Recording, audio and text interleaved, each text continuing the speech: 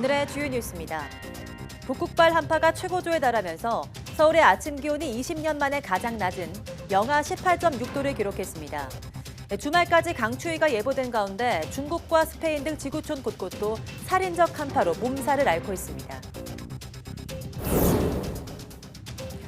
코로나19 신규 환자는 674명으로 나흘 연속 1000명 밑을 기록했습니다.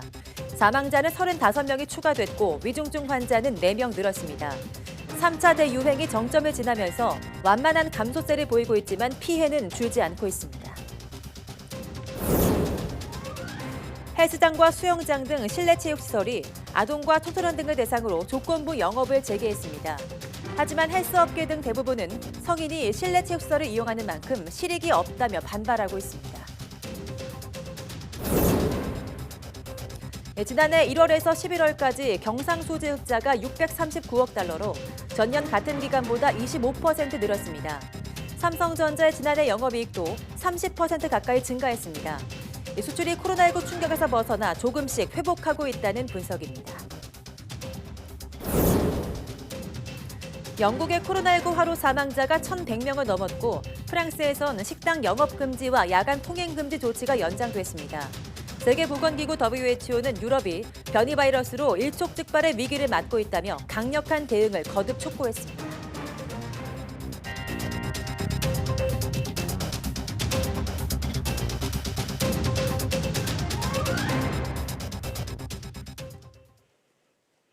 여러분 안녕하십니까? 1월 8일 사이언스 투데이입니다. 북극 한파가 최고조에 달하면서 오늘 아침은 20년 만에 가장 낮은 기온을 보였습니다. 기상청은 서울 아침 기온이 영하 18.6도를 기록해 지난 2001년에 이어서 20년 만에 가장 낮았다고 밝혔습니다. 이 밖에 강원도 향로봉이 영하 29.1도로 전국에서 가장 낮았고 전북 임실 영하 22.8도, 철원 영하 21.9도, 전주 영하 16.5도, 부산도 영하 12.2도를 기록해서 이번 겨울 들어 가장 낮았습니다. 기상청은 북극 한파가 오늘 절정을 이룬 뒤 휴일까지 이어지겠고 다음 주 초반부터 누그러들 것으로 전망했습니다. 오늘은 전국이 맑겠지만 서해안과 제주도, 울릉도 독도에는 휴일까지 눈이 이어질 것으로 보입니다. 전국에 몰아닥친 북극 한파로 난방 전력 수요가 급증하면서 어제 전력 수요가 겨울철 역대 최고치를 기록했습니다.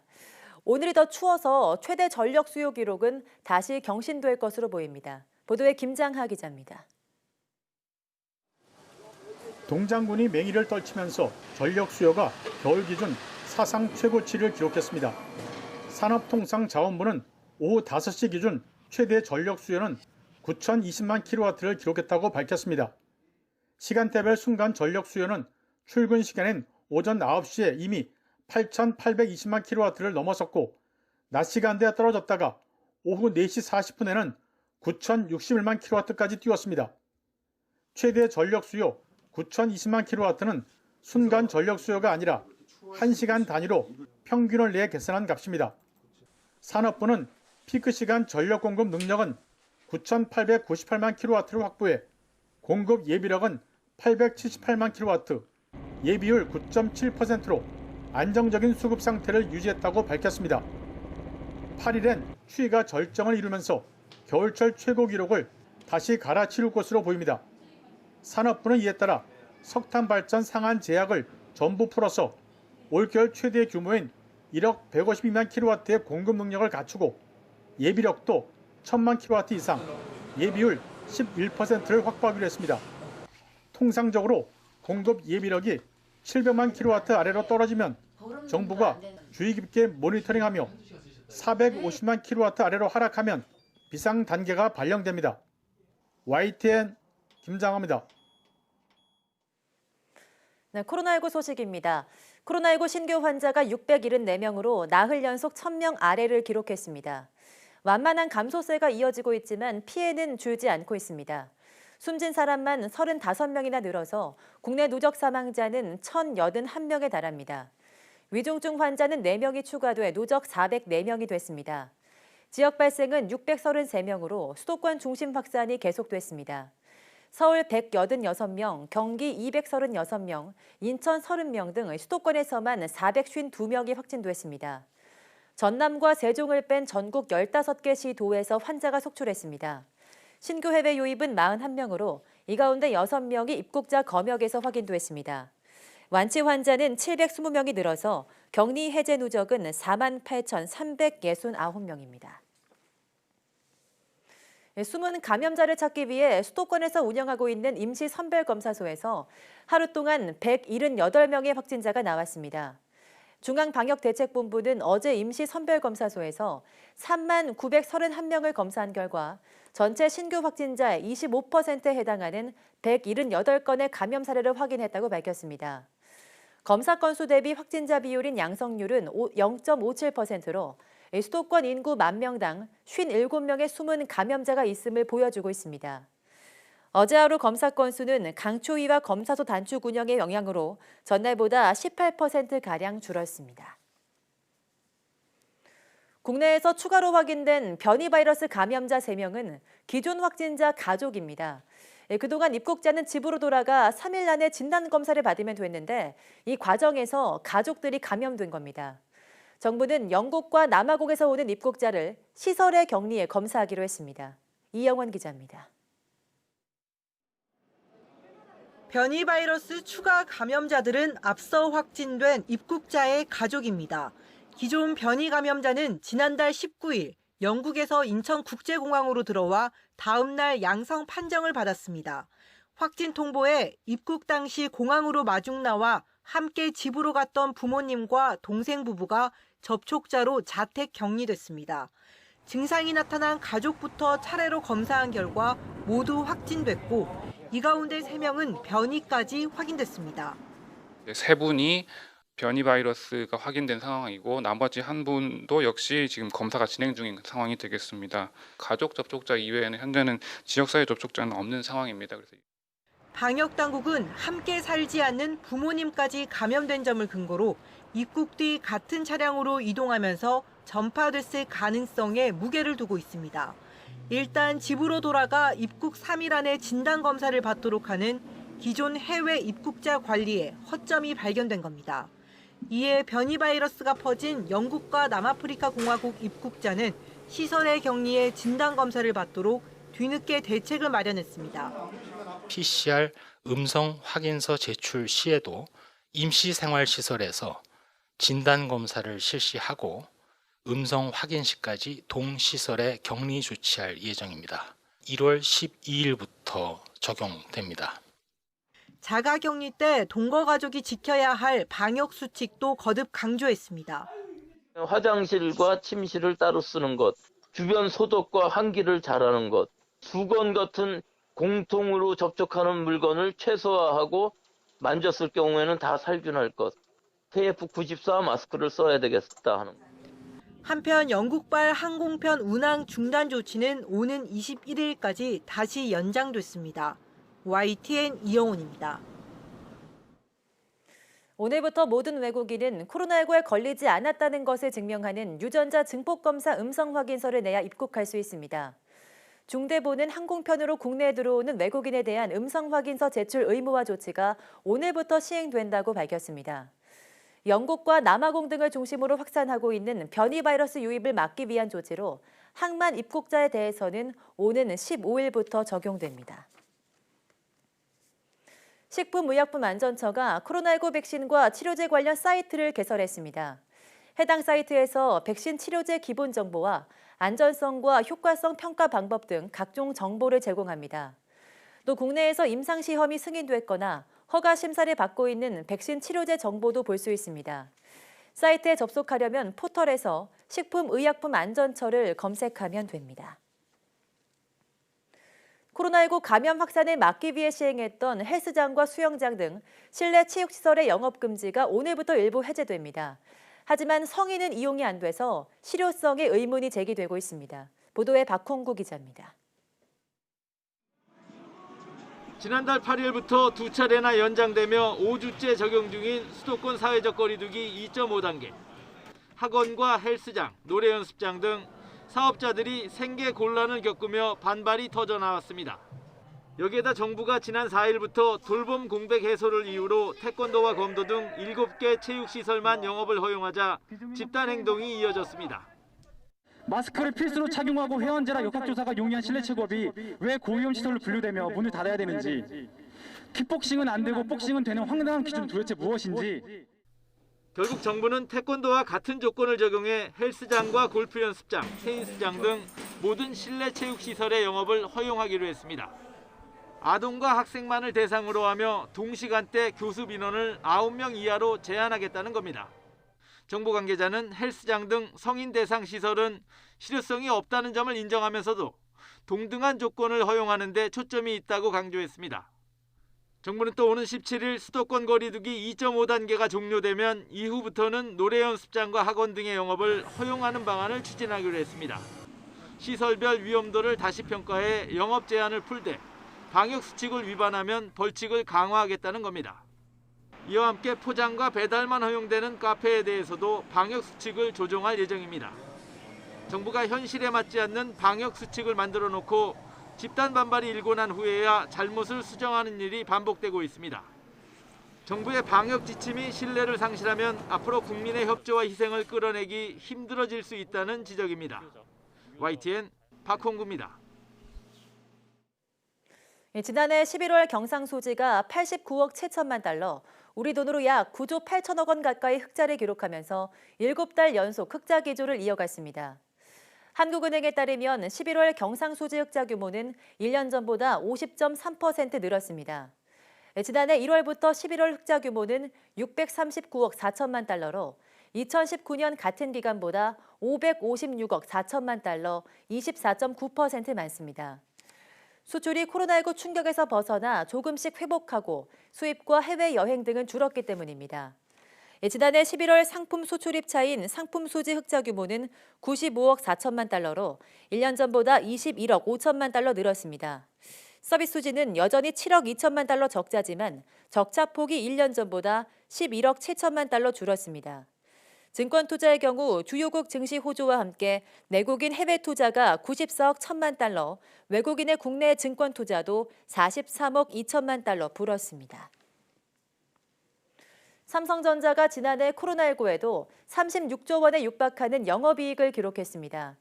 삼성전자는 지난해 영업이익이 2019년도보다 29.5% 늘어난 35조 9,500억 원으로 잠정 집계됐다고 밝혔습니다. 상반기에는 코로나19로 어려움을 겪었지만 3분기부터 억눌렸던 수요가 폭발하고 반도체와 스마트폰, 가전시장이 선전하면서 재작년 수준을 뛰어넘는 실적을 거둔 것으로 분석됩니다. 지난해 4분기 매출은 재작년보다 1.87% 늘어난 61조 원, 영업이익은 25.7% 증가한 9조 원으로 집계됐습니다.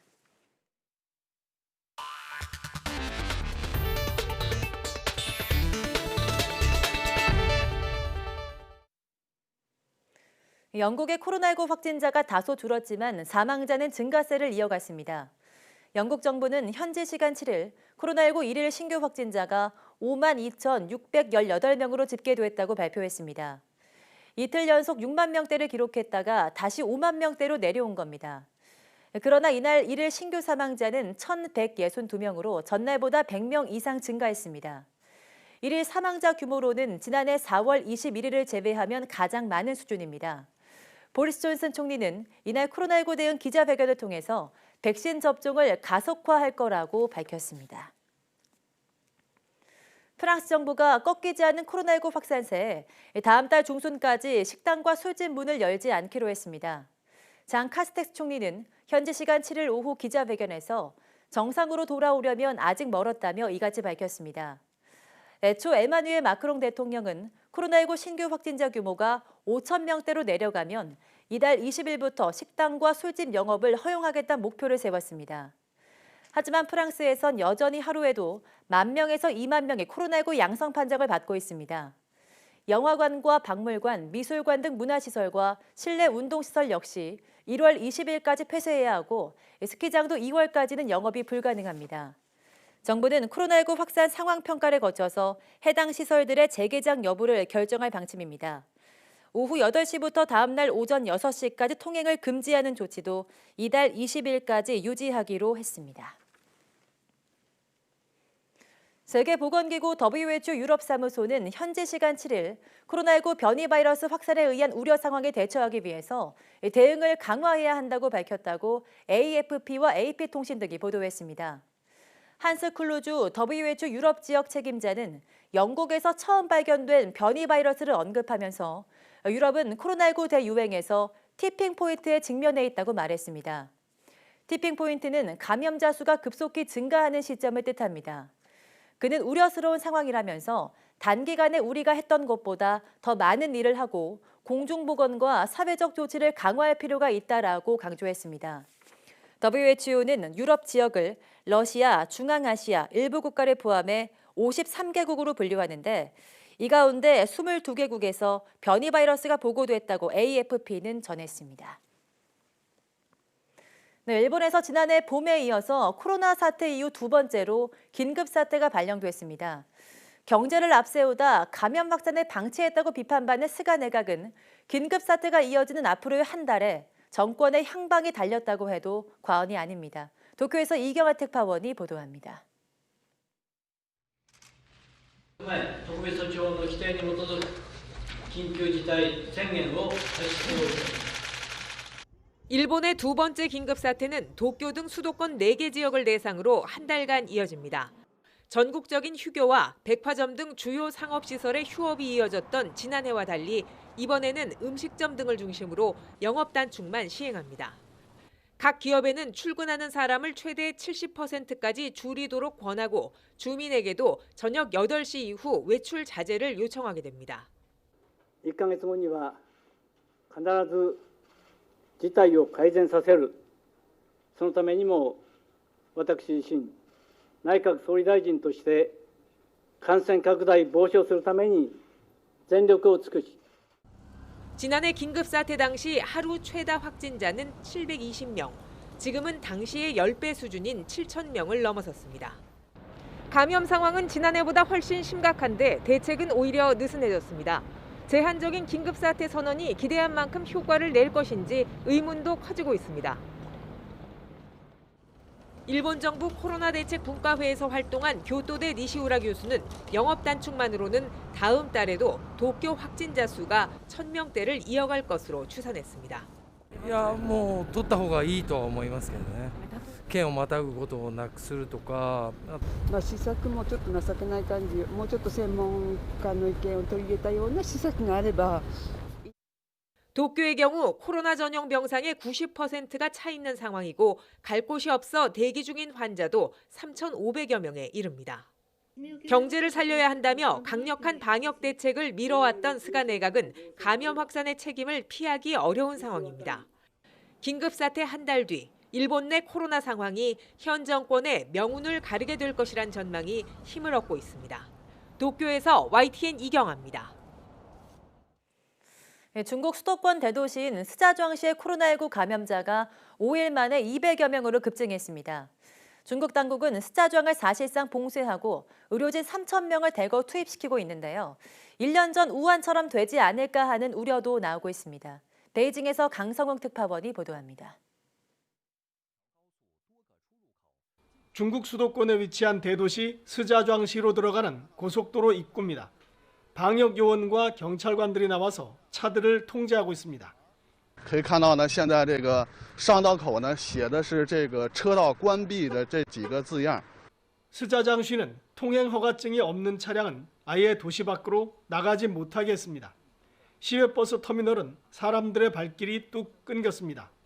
대합실 문은 이미 굳게 닫혔습니다. 而现在呢，这里呢是门庭冷落，大门都已经关闭了。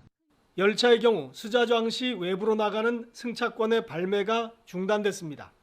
아직 공항은 운영되고 있지만 인구 1,100만인 대도시 스자장은 사실상 외부와 고립됐습니다.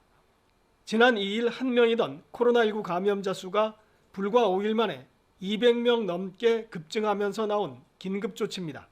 주거 지역에는 봉쇄 관리가 시작됐습니다. 아파트 단지별로 출입문을 하나씩만 열어놓고 감염 여부를 일일이 확인하고 있습니다. 숨어있는 감염자를 찾아내기 위해 채로 거르듯 전 주민 핵산 검사도 실시하고 있습니다. 累计采样约200万人份，送检59万3757人，发现阳性样本7例。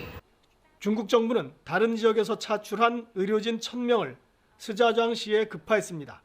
조만간 2,000명을 더 투입해 3,000명까지 늘릴 계획입니다. 상황이 그만큼 심각하다는 얘기입니다. 스자장시에 대한 방역 조치는 1년 전쯤 후베이성 우한이 봉쇄됐을 때를 연상하게 하고 있습니다. 재확산이 이곳 베이징까지 번지지 않도록 중국 정부는 속전속결로 대응하고 있습니다. 베이징에서 YTN 강성웅입니다. 세계보건기구 WHO가 현지 시간 7일 코로나19 백신을 이르면 이달 말부터 코백스 퍼실리티를 통해 전달할 수 있다고 밝혔다고 로이터 통신이 보도했습니다.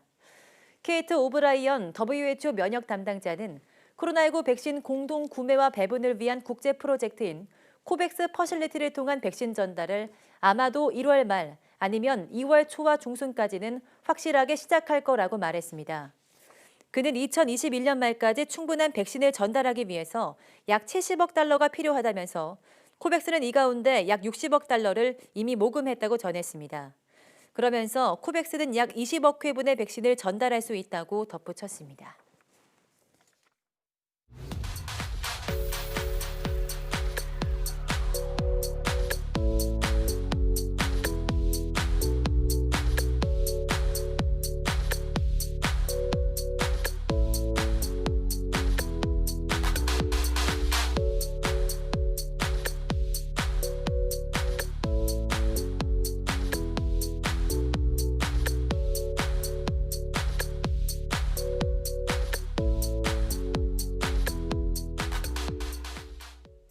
(20년) 만에 찾아온 회강 한파로 동파 사고가 잇따르고 있습니다.